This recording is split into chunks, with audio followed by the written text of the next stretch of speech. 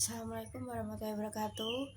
Nama saya Irvin Ansori dari Prodi Ilmu Hadis Fakultas Usuluddin akan menjelaskan tafsir surah Al-Lail sebagai tugas UAS semester genap. Surah Al-Lail adalah surah Makkiyah yang terdiri dari 21 ayat. Surah Al-Lail sendiri bermaknakan malam, yang mengandung banyak hikmah pengajaran tentang jalan hidup manusia, balasan amal, serta keutamaan memberi dan bertakwa kepada Allah Subhanahu wa Ta'ala. Dalam 3 ayat pertama, Bismillahirrahmanirrahim, Wal-laili idza yaghsha wan nahari idza tajalla wa ma khalaqaz zakara wal unsa, yang artinya demi malam hingga siang, demi siang hingga terbit, dan demi ciptaan laki-laki dan perempuan. Surah ini dibuka dengan 3 sumpah yang sangat kuat dari Allah. Malam yang menutupi segalanya, siang yang menampakkan, dan ciptaan laki-laki dan perempuan. Ketiga unsur ini menunjukkan perbedaan yang nyata dan saling melengkapi dalam ciptaan Allah. Al-Quran menunjukkan pentingnya sesuatu yang akan disampaikan setelahnya. Malam dan siang menunjukkan siklus kehidupan. Malam adalah simbol keheningan, kerahasiaan, dan istirahat. Sedangkan siang adalah simbol aktivitas, keterbukaan, dan usaha. Laki-laki dan perempuan juga melambangkan dualitas dan keseimbangan dalam ciptaan Allah. Semua ini menjadi dasar untuk menjelaskan dualitas jalan hidup manusia. Surah ayat yang keempat yang berbunyi Inna sa'yakum lasyatta, yang mana ayat ini menegaskan bahwa usaha manusia itu beragam. Setiap individu memiliki jalan hidup yang berbeda, baik dari sisi motivasi, niat, cara, dan tujuan akhirnya. Kata sa'yakum, yaitu usaha kalian, menekankan bahwa setiap manusia sedang dalam perjalanan hidup, baik menuju kebaikan atau keburukan.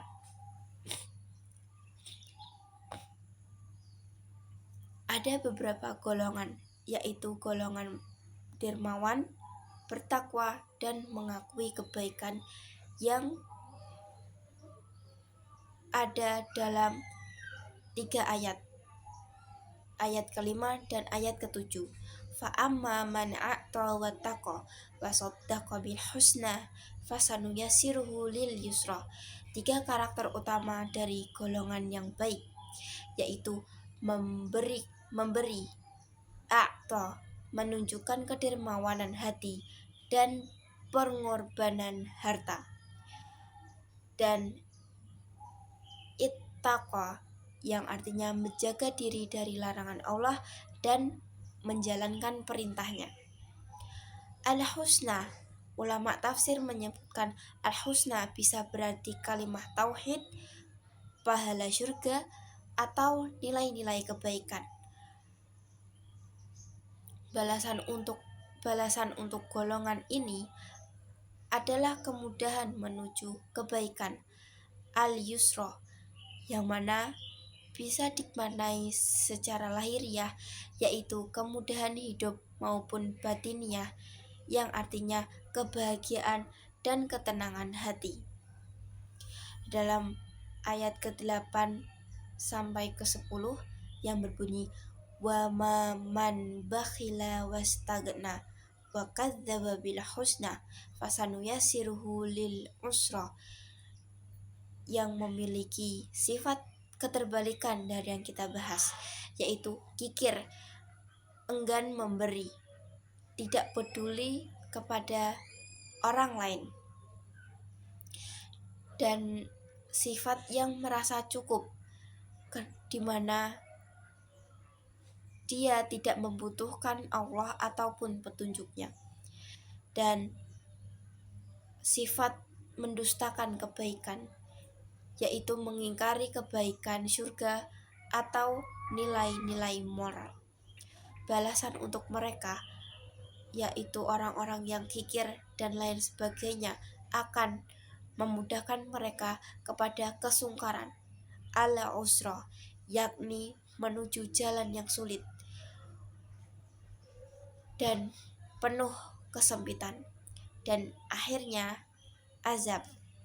Ini adalah bentuk keadilan Allah untuk setiap orang yang memilih jalannya, dan Allah memfasilitasi sesuai pilihan. Dan ayat ke-11 yang berbunyi wa may yughni anhu maluhu idza taradda. Harta yang dikumpulkan tidak akan berguna saat ia jatuh ke dalam kehancuran, baik di dunia maupun di akhirat. Ayat ini mengingatkan bahwa kekayaan dunia tidak bisa menyelamatkan dari azab Allah jika tidak digunakan dengan benar. Ayat ke-12 sampai ke-13 yang berbunyi inna alaina lal huda wa inna lana lal akhirah wal ula. Kedua ayat ini adalah puncak penguatan tauhid. Hanya Allah yang memberi petunjuk, dan hanya miliknya dunia dan akhirat. Tidak ada satupun yang memiliki kuasa selain Allah Subhanahu wa Ta'ala.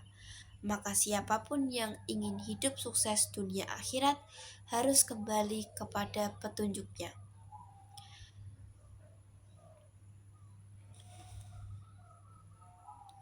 Ayat ke-14 sampai ayat dan bunyi ayat ke-14 sampai ayat ke-21. Fa'angzarnakum naran taladdo la yaslaha illal ashqa alladzi kadzdzaba wa tawalla wa sayujannabuhal atqa alladzi yu'ti malahu yatazakka wa ma li ahadin indahu min ni'matin tujza illa btigha'a wajhi rabbihil a'la wala saufa yarda. Bagian akhir dari surah ini memberikan peringatan tentang neraka yang menyala-nyala. Hanya orang yang paling celaka yang akan masuk ke dalam neraka, yaitu mereka yang mendustakan dan berpaling kepada perintah dan ayat-ayat Allah. Sebaliknya, orang yang bertakwa akan dijauhkan dari neraka. Mereka yang memberikan hartanya atau menyucikan hartanya dan menyucikan dirinya bukan karena ingin dipuji atau untuk balasan jasa, dan melakukan hal-hal kebaikan semata untuk mencari ridho Allah yang maha tinggi. Dan mereka yang mendapatkan kepuasan dari Allah baik dari dunia maupun di akhirat. Dalam konteks sejarah, ulama menyebutkan bahwa ayat ini diturunkan tentang Abu Bakar As-Siddiq, sahabat Rasulullah SAW, yang membebaskan Bilal bin Rabah yang hartanya tanpa mengharapkan imbalan. Ini menjadi contoh nyata bagaimana surah Al-Lail menjabarkan karakter mulia yang layak menjadi tauladan. Itulah tafsir surah Al-Lail secara singkat untuk melengkapi tugas UAS pada mata kuliah tahfidz dan tafsir Al-Quran. Saya Irfirdan Ansori, mohon maaf bila ada kesalahan dan tutur kata yang tidak sesuai.